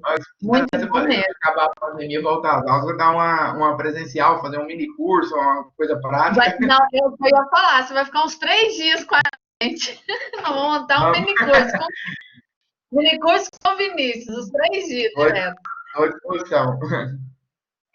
Nossa, muito bom. Gente, se tiverem pergunta, é hora de levantar a mão. Escrever no chat, eu vou aproveitar que meu microfone está aberto e vou fazer.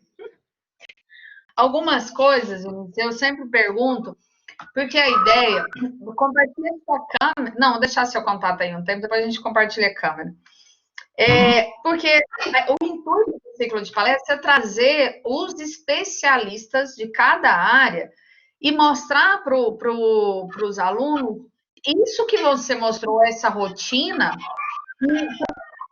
aquele que não tem certeza, que não tem oportunidade de fazer o Às vezes pensa, eu gostaria um dia de trabalhar com equino, mas eu acho bonitinho, mas tem na rotina, não é aquilo, né, que não está preparado para aquela rotina, então o intuito é esse. Então, eu vou te fazer algumas perguntas voltadas para atuar. Você podia explicar, não precisa, óbvio, falar valores, mas você podia explicar como é cobrado o veterinário de campo, porque tem a quilometragem, o mensal, né, que tem a consultoria e tem o atendimento. Como que você cobra? E se na área de especialista em equino trabalha com esse mensal, a consultoria também? Bom, é uma pergunta muito boa, né? Que muita gente tem dúvida. E eu gosto bastante de falar isso, porque a partir do momento que você compartilha isso, você evita, às vezes, vamos dizer assim, não posso falar uma rixa, mas às vezes os profissionais que estão agindo na mesma área, uns trabalham um pouco, tem uma consulta um pouco mais maior, um raio-x um pouco mais barato, então esse honorário acaba que ele se equivale. Bom, eu hoje trabalho da seguinte forma. Quando eu pego algum rancho, algum centro de treinamento para dar essa assistência mensal, eu estipulo um valor mensal pelo valor ou pela quantidade de animais que eu vou acompanhar, né? Lembrando que esse acompanhamento não é só no rancho, eu monto essa parte nas competições também, essa parte intensiva, então eu dou um suporte muito bom para esses meus clientes. Então, esse acompanhamento eu divido por cada rancho, quantas pessoas e quantos animais têm interesse, né? Divido esse valor mensal, as pessoas me pagam um fixo por mês, já embutido o valor da quilometragem, e aí quando eu preciso fazer algum exame de imagem, eu cobro a parte, alguma medicação ou algum procedimento, como infiltração, como medicação, e dou esse suporte de acompanhamento mesmo. Vejo questão da dieta, vejo como os animais estão treinando, converso bastante com o treinador. Essa é a principal forma que eu vi o veterinário que eu trabalhei em São Paulo, o Dr. Alfredo, trabalhando, e eu gostei muito e foi o que eu quis trazer para Goiás. Aqui o pessoal ainda não tem muito essa cultura. Então eu sou chamado ainda, às vezes, tem uns 4 horas que eu dou assistência fixa. Então eu faço essa visita periodicamente, 15 dias, às vezes uma vez no mês, quando as competições estão mais, vamos dizer assim, estão na época mais de competição agora, não por causa da pandemia, que tem competição toda semana, às vezes eu vejo esses animais de 7 dias, vou para a competição junto, então basicamente isso. E aí o valor ele varia dependendo do tanto de animal que eu estiver atendendo na propriedade. Quando não acontece essa parte do acompanhamento, eu sou chamado para atender esporadicamente quando o animal tem alguma lesão ou quando tem algum incômodo que a pessoa quer tratar. Bom, aí eu quilometragem, mais minha consulta, né, o atendimento, mais os exames complementares. Raio-X, quando é necessário ultrassom, quando é necessário endoscopia, à parte.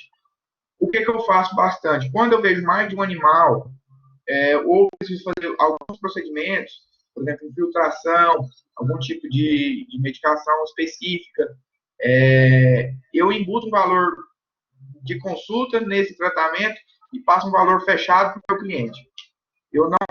Às vezes eu não cobro uma consulta com raio-x, com mais uma infiltração, com mais minha quilometragem. Eu sempre jogo bem especificado, a quilometragem é tanto, minha consulta é tanto, os raio-x, o ultrassom ficaram tanto, só que vamos fazer o procedimento? Não vamos. Não, então minha consulta é útil aqui nesse serviço. Então eu gosto de trabalhar dessa forma. Isso é qual o valor? Não, sim, depende da situação. Mas qual o valor da consulta? Da consulta. Geralmente meu valor da consulta ela varia em 350 a 400 reais. Tá. Isso em horário comercial. Emergência ela sobe um pouco. A emergência ela vai para o dobro, 800 reais. Às vezes, hoje eu atendo pouco emergência, questão de cólica mesmo, mas geralmente ainda tem alguns chamados. Sim. Foi difícil entrar na quilometragem. A questão da quilometragem, geralmente dentro de Goiânia mesmo, né, na capital. Às vezes eu não cobro a quilometragem, cobro a quilometragem a 1,20 km rodado, quando eu tenho que deslocar mesmo e ir em outras regiões e em outras cidades. Então, é basicamente isso aí. Tá. Foi difícil entrar na residência? Ô, Cacau, vou falar a verdade. Entrar não é que foi difícil. Foi aguentar. não é fácil. Vou explicar o porquê. Bom, uma coisa que o veterinário que eu trabalhava lá, o doutor Alfredo, falava bastante. Falava, gente, eu não quero só uma pessoa que vem aqui e faça tudo no automático. Eu quero uma pessoa boa, uma pessoa que está aprendendo, uma pessoa que vai me representar daqui a um tempo, que vai carregar meu nome. E isso eu tenho um grande peso hoje nas costas, que eu trouxe o nome dele para Goiás. Ele já tinha um nome muito bom aqui em Goiás. E eu vim com esse nome de lá. Então, eu represento um pouco isso aí. Então, eu sou muito criterioso, muito profissional nesse ponto. Só que por que foi difícil? Ele era muito rígido, e como a gente viajava muito, a gente vinha em média 20 cavalos por dia, e não é exagero não, todo dia. De segunda a sexta, às vezes trabalhava no final de semana, quando ele não trabalhava, às vezes ele mandava a gente fazer alguns atendimentos, então a rotina era muito intensa, a gente ficava praticamente 24 horas não, mas umas 22 horas dentro do carro com ele. Então a gente tinha que manter uma boa relação, não só profissional, mas pessoal, porque qualquer coisa que intervia no pessoal atrapalhava o rendimento do serviço. E ele não aceitava o rendimento baixo, mas o rendimento era muito alto. E a gente ia calejando a partir desse momento. Bom, eu entrei na residência a partir de uma carta de recomendação. Antes da minha residência, eu tinha feito um estágio, eu fiquei um tempo em Salvador, num hospital de equinos lá em Salvador, e depois eu fiquei um tempo em Batatais, num hospital muito bem reconhecido também, né, mais a parte cirúrgica, que o veterinário é amigo dele, né, os veterinários de São Paulo, né, como os aqui de Goiás também, eles têm um vínculo, assim, alguns até fora do profissional. Bom, quando eu apresentei o TCC, quando cheguei em casa após o TCC, vi no Instagram, ele tinha abrido vaga para residência. Eu já tinha feito um curso com ele um ano atrás. Quando abriu o curso, minha orientadora do TCC me mandou mensagem na mesma hora. Falou, Vinícius, abriu vaga para residência com o Alfredo. Por que você não tenta? Eu falei, professor, eu já estou enviando currículo. Aí entrei em contato com ele, ele falou, manda para o meu e-mail. Currículo e uma carta de recomendação. Aí a minha carta de recomendação foi com esse outro veterinário, o nome dele é Marcão, lá de Batatais, que a gente conhece. E ele ligou para o Alfredo na hora, falou, é bom, ficou aqui, eu garanto. Aí ele foi onde ele falou, você tem disponibilidade para que dia? Eu falei, para amanhã. Falou, para amanhã? Eu falei, tô indo. E era tipo assim, era perto do carnaval, eu lembro. Aí ele falou, então tá, tô te esperando, você vai fazer uma semana de teste, pode ser? Pode. Aí eu fui para uma semana de teste, dessa semana de teste, fiquei 2 semanas, 3 semanas, eu voltei porque minhas roupas acabaram lá, eu precisava lavar roupa. Voltei, aí ele já falou, gostei, você pode vir. Aí depois eu fiquei mais 3 meses, né, fazendo teste. Ele não exige prova, ele fala que a prova dele, ele não quer uma pessoa 100%, dizer, uma pessoa não é que não pode ser estudiosa, mas uma pessoa teórica que não tem a visão prática, que ela não tem um convívio com o cavalo, intimidade. Até que um ponto que às vezes a pessoa parece besta, mas foi a primeira coisa que ele me falou. Ele pediu para mim entrar numa cocheira e pegar uma égua, num aras grande, famoso lá em São Paulo. Aí eu entrei, passei o cabresto com uma égua, você ganhou um ponto comigo. Eu falei, por quê? Não, você pelo menos soube amarrar o cabresto certo. Tem muita gente que vem aqui, quer fazer uma residência e não sabe nem, tipo, não sabe o básico mesmo. E às vezes uma pessoa que não passa, não posso falar uma credibilidade, mas uma vontade de estar lá. Então, desde o primeiro momento que eu tive a oportunidade, eu agarrei mesmo. Eu não deixei, não abri mão, não deixei escapar. Aí consegui ficar lá, fiquei há 2 anos, nos trancos e barrancos, dificuldade, tudo mais, esforço, trabalhar de noite, mas valeu muito a pena, me fez crescer não só profissionalmente, como pessoalmente, de grande valia. Quem tem esse interesse, eu dou a ideia e falo, tem que passar por esse ponto de que eu passei, que muita gente passou, para ver realmente o que é o mercado, né, decidir mesmo a área certa e seguir naquilo. E se jogar, né, Vinícius? Dedicação. Porque, infelizmente, vou falar, alguns graduandos, eles na faculdade, esses eu tenho dó, né? Porque esses não vão ficar no mercado, eles vão pagar a faculdade. Eles acham que eles ficarem sentados e a gente falando, o conhecimento vai entrar e ali ele vai perdurar pro resto da vida. Mas a gente sabe que não é assim, né? Esse eu tenho dó, sinceramente. Qual a situação mais complicada ou engraçada que você já passou num atendimento? Situação engraçada, eu acho que engraçada tem várias. Tanto até conversa com os meninos no carro rodando, Fala, não, não tem lógica. Eu falei, tem. Algumas situações engraçadas e outras constrangedoras. Eu acho que o pior, para mim, de constrangimento é, às vezes, ser chamado para atender alguma coisa que a outro profissional, talvez até colega da gente, já passou. Eu fico naquele jogo de cintura, porque, teoricamente, eu tenho 2 anos de mercado aqui. Eu tenho 3 anos de formado, na verdade, 3 anos de formado, 1 ano de mercado. Estou no segundo ano agora. Uma pessoa que vem, pouco tempo, ela tentar passar uma credibilidade em cima do que outra pessoa já passou, é um pouco difícil. E você entrar num lugar que outra pessoa saiu de lá por não ter conseguido fazer um trabalho de qualidade, ou por ter deixado alguma coisa a desejar, é muito constrangedor, é muito ruim para mim. Então, até porque, há um tempo atrás, eu era estagiário também. Então, praticamente todo mundo que está no mercado eu conheço, convivi. Então, é um pouco chato. Mas consigo sair bem. O meu jogo de cintura ainda é bom para isso aí. Tem que saber levar. Mas eu acho que o constrangimento é isso aí. Agora, de fato, engraçado, acho que é muita questão de o convívio que você vai convivendo com as pessoas, principalmente treinador. Alguns proprietários você vai pegando um laço de amizade. E aí isso aí vai fazendo você entrar no meio. Teve uma coisa muito boa. Da última vez ano passado, teve uma competição em São Paulo. Aí a gente organizou daqui a turma que ia de pessoa que eu estava atendendo, todo mundo que foi competidor. Quando a gente deu o evento, estava uma caravana, alugamos uma tenda, colocou no parque de exposição em Araçatuba, parou um caminhão em frente, e já colocou churrasqueira, e já fez um acampamento. Quando eu fui ver, tava mais que festa. Falei, gente, aqui não tem ninguém trabalhar, não. Vocês podem cair que eu vou lá para lá para baixo, lá, concentrar. E aí ficou a turma lá, competidor, junto com o treinador, junto com o proprietário, eu no meio. Foi festa, foi uma semana boa, muito bom. Esse laço que o cavalo traz é muito bom. Esse laço de convívio, tanto com o proprietário, treinador, ele é um mercado muito difícil de entrar, mas depois que você entra, ele se torna muito aconchegante. É verdade, é difícil Então, mesmo. eu gosto muito. E estagiário? O que estagiário mais fez de engraçado que você olhou assim e falou, não estou acreditando no trem desse, não. Porque, pelo menos, no centro cirúrgico, o veterinário, ele tem 2 braços. O estagiário no centro cirúrgico, ele parece um polvo, né? Com 10 braços. Ele derruba tudo. Só vai, derruba tudo, encosta onde não pode.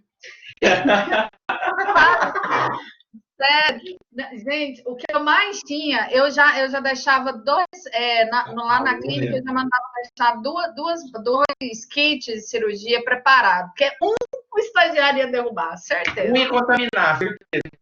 Não, contaminar, certeza. Sempre tinha alguma coisa para contaminar. Tá, tem umas vezes até recentes. Aí você pega, você já fala assim, coloca a luva e faz uma antisepsia. Aí, beleza, ela pega e coloca a luva numa mão e pega a gás com a outra sem luva. Aí você não, valeu mesmo. Ó, perfeito. Aí deu certinho. O que o estagiário já fez assim que você falou, não? Porque tem outra vez também muito boa. Tinha trabalhado a semana toda. O último atendimento na quinta-feira. Eu doido para chegar no final de semana para agora descansar. E eu pensei descansar, mas se tiver serviço no sábado eu ainda vou. Aí, beleza. O estagiário vai comigo, entrou dentro do carro, só virou pro lado e falou assim, ó, tchau, vou dormir. Abaixou o câmbio e me deixou dirigindo sozinho 300 quilômetros. Falei, não tô acreditando, não. Eu sacudinha tanto esse carro, faltou só dar uma de pau. Leva umas garrafas de água já para jogar na pessoa. Vai ter que ser. Só que não, meus estagiários, por enquanto ainda tem poucos, quero ter mais, mas são bons. Quando eu preciso, abraço a causa comigo, tá fluindo muito bem. Até alguém perguntou se tinha vaga para estagiário.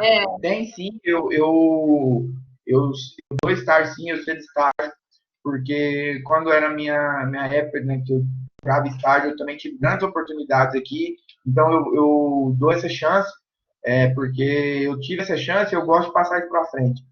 Eu vejo isso aí como um apoio a quem está vindo. Se você não valorizar quem está vindo, depois ela vai acabar. Então, ajuda. Aí eu vou intercalando. Um dia um dos meninos que me acompanham sempre não pode ir, outras vezes eu chamo outro, então eu vou intercalando. Geralmente gosto de chamar quando tem uns atendimentos mais longe de Goiânia, que tem mais serviço. e eu vou intercalando, geralmente salvo o contato e quando aparece alguma coisa eu entro em contato e chamo para rodar comigo. Massa, obrigada. Quais pontos positivos da sua área? Além que você falou Bom, do acolhimento, né, das pessoas, mas quais pontos positivos, assim? pontos positivos da minha área, o que eu gosto muito, porque geralmente, quase sempre, eu lido com a felicidade dos criadores, a felicidade dos treinadores, a felicidade dos proprietários. Eu vejo um animal, eu condiciono um animal, eu coloco o animal, vamos dizer assim, teoricamente, no pódio. Eu ajudo esse animal a chegar no desempenho máximo que ele consegue. E isso é um ponto que eu gosto muito, que eu teoricamente, eu nunca chego, ou quase sempre, não chego para trabalhar com animal doente, com a coisa. Então, isso é um ponto da minha área que eu gosto, que eu valorizo muito. E outro fator que eu gosto muito, que antes de eu ser veterinário, eu também eu laço, eu tenho cavalo, então eu entendo um pouco dos dois pontos, tanto como veterinário, como treinador, como proprietário. Então, eu gosto muito de estar no meio das competições, eu gosto muito de estar no meio do cavalo. O meio do cavalo, para mim, é muito bom. Então, eu vibro junto, por isso que eu gosto de fazer provas, acompanho. E o rendimento que meus atletas, vamos dizer assim, eles dão na prova, para mim é muito gratificante. Ver um proprietário feliz com o rendimento do cavalo, para mim, não tem preço. Maravilha. É bom quando a gente enxerga, vê alguém que dá para ver que você trabalha realmente com o que você gosta. Isso Quais, é muito bom. eu acho que é o principal. Quais são os pontos negativos? Tem algum? Tem.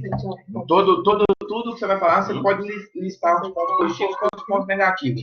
Bom, o que eu posso listar de ponto negativo da minha área, não só da minha área, como da veterinária, dessa parte equinos também, que tem bastante, não só equinos. Bom, primeiro, o mercado é um mercado muito seletivo, é um mercado muito difícil de você entrar. É um mercado que ele seleciona muito critério de qualidade, outra coisa que ele seleciona muito sua imagem, é um pessoal que seleciona muito por imagem o profissional.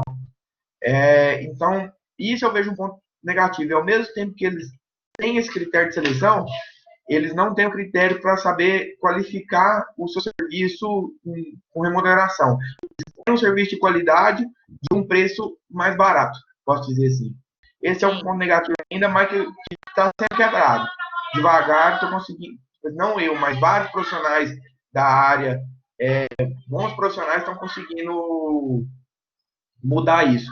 E um ponto que eu tento mudar e que eu estou pelejando, rompendo para isso, é a qualidade do meu serviço. Quanto mais eu me profissionalizar e melhorar o meu serviço, mais eu vou ter critérios para pontuar e para falar meu serviço vale mais. Meu serviço tem que valer mais, porque meu serviço é um serviço de qualidade. Então, e do outro ponto negativo também, como em toda área tem, alguns outros profissionais que eles desvalorizam muito a classe. Mas então, esses não ficam, não é específico. Você concorda? Você concorda comigo que eles não ficam? O tempo não faz 24 horas, o tempo é bem menor. Eu concordo. Porque assim, por isso que eu estava te falando que eu tenho dó desse graduando, sabe? Que acha que tudo vai entrar. Eu vou brincar osmose ou difusão, porque ele não está acostumado a ter uma gestão de tempo, ele não está acostumado a tentar estudar, ele não está acostumado a correr atrás, a se entregar, entende? Então, assim, porque o perfil do graduando eu até já vi colegas mudarem na reta final, engrenarem e tal, mas assim, geralmente quando começa assim, a tendência é continuar desse jeito. E o que a gente observa, porque tem alunos que às vezes comentam um caso clínico, falam uma coisa e falam, ó, ou eu posso contar a história, né? Como professora, eu não falo o nome da pessoa. Mas quando eu conto histórias de erros, quando você para analisar essa vida da pessoa, ela fica pouco tempo, ela comete erro. Ah, mas foi processada? Às vezes nem dá tempo dela ser processada, ela não fica. O cliente hoje na área da veterinária, o de equinos, ele sempre foi muito seletivo. De pequenos, ele está melhorando agora. De bovino, dependendo da intensidade da criação, ele também sempre foi. Então, e isso está acontecendo agora em pequenos, porque a galera que não dava conta de se fixar em equino e não dava conta de se fixar em bovino, corria para o de pequenos. Só que agora o tutor de pequenos ele também está ficando exigente. Então, eles não ficam no mercado. Isso, bem isso. E é bem isso mesmo. O dia que é seletivo no mercado, é muito difícil entrar. Mas para sair é um passo. Uma coisa errada. Isso aí eu falo muito. Minha especialização, né, minha especialidade é ortopedia, essa parte esportiva, né? Vamos dizer, medicina esportiva. Para que eu vou me arriscar numa cirurgia que eu não tenho convívio para poder, às vezes, querer queimar no mercado por causa de um atendimento de R$ 300? É uma coisa, tipo assim, que na minha cabeça vale muito e às vezes a pessoa quer abraçar o mundo e é onde se estrepa, mas não consegue.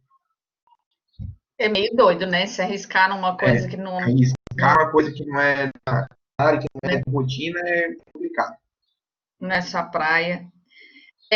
Eu tenho uma pergunta do caso clínico. Você fez PRP intraósseo? Da utilização intraóssea eu não sabia. Na intracística, na verdade, porque acaba que na borda cística você consegue transpor a barreira de calcificação e a matriz dentro do cisto, ela é...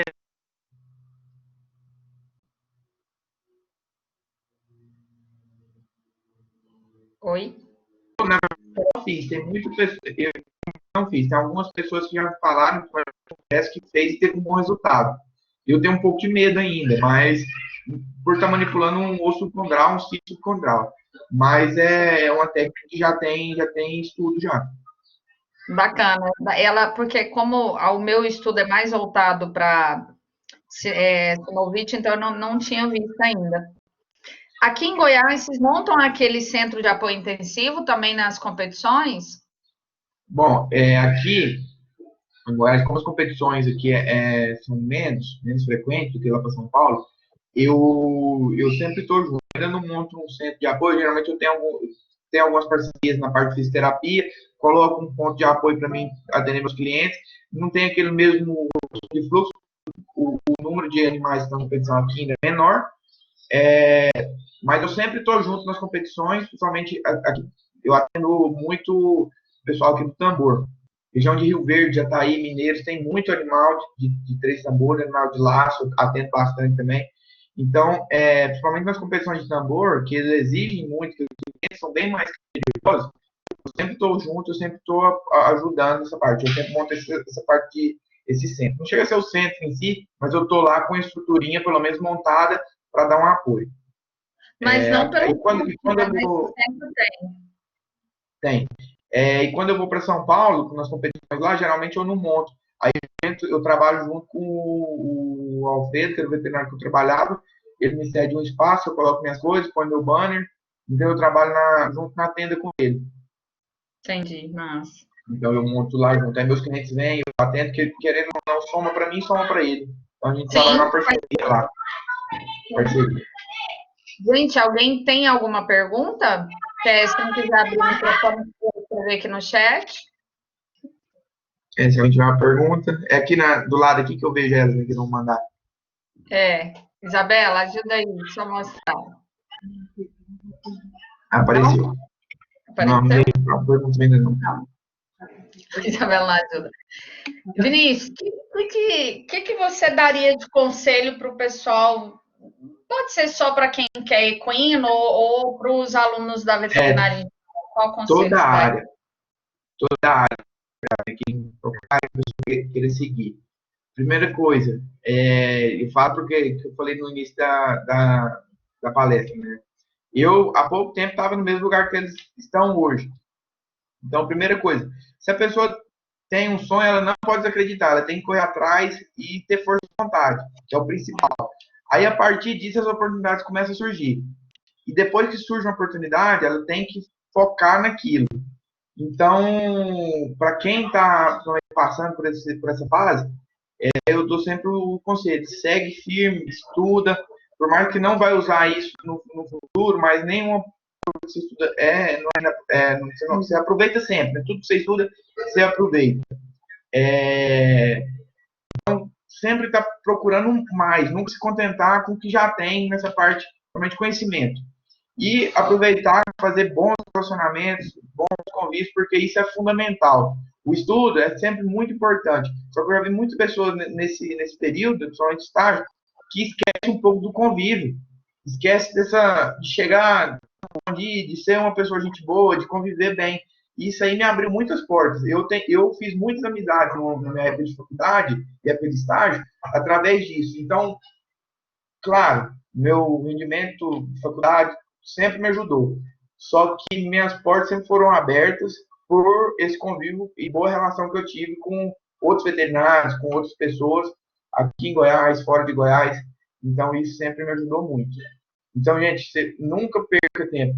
Vá no congresso, converse com uma pessoa, assista uma palestra. Isso sempre soma. Uma coisinha que você pega, um contato que você pega. Às vezes eu estou vendo o nome de uma pessoa aqui, ela me procura lá na frente e fala, você está na palestra, eu lembro do seu nome lá. Às vezes não conheço. Então, isso tudo já mostra que você é uma pessoa diferente. Então, o que eu falo? O primeiro passo começa de você, depois as oportunidades aparecem. Muito legal.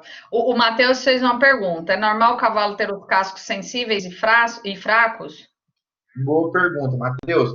Como eu falei, aqui eu pego muito problema relacionado à podologia, né? Relacionado a casco interfalangiano. Aqui é normal, não aqui como em todo lugar. O que é o fator que interfere, que influencia nesses cascos dos animais? Primeira coisa, manejo. As baias, o animal que vive num terreno, pode ser até piquete, muito úmido, fezes ou talvez lama, água, tem a tendência a ter um casco um pouco mais sensível, um pouco mais frágil. Outro fator que interfere bastante é a questão da queratina. Animais com casco, posso dizer, claro, animais com casco menos pigmentado, eles têm a tendência de ter um pouco mais o casco frágil. E fator individual de cada animal. Tem animal mesmo que tem uma sola de casco bem rasa, que sente mais, que você tem que ter um cuidadinho especial, que não pode ficar em qualquer piquete com pedra, que tem que usar uma ferradura um pouquinho mais confortável, um pouquinho mais, tira a pressão da sola. Então, varia um pouco de caso, só que é isso aí. Primeira coisa, manejo de estábulo, né, de baia, onde esses animais ficam, de piquete, limpeza e alguns medicamentos para ajudar esse casco a crescer, né, e deixar mais forte. Por exemplo, iodo, licor de vilátil, sulfato de cobre, isso tudo, ele fortalece um pouco o casco. Só que baseia tudo, começa da limpeza desse casco e limpeza do lugar onde fica. Vinícius, muito obrigada, de verdade. Eu adorei. Eu estou recebendo um monte de mensagem aqui no WhatsApp dos meninos falando que adorou também a palestra. Muito, muito obrigada mesmo. Eu que agradeço, espero ter contribuído um pouco para os alunos que estão. E, de toda forma, fica ainda. Deixei meu contato aí, acho que todo mundo salvou. Tiver alguma dúvida, pode mandar mensagem, a gente troca uma ideia. Estou à disposição. E sempre que tiver oportunidade, eu estou à disposição, pode contar comigo. Obrigada, Vinícius. Os meninos estão. Eu vou encerrar aqui a gravação. Os meninos estão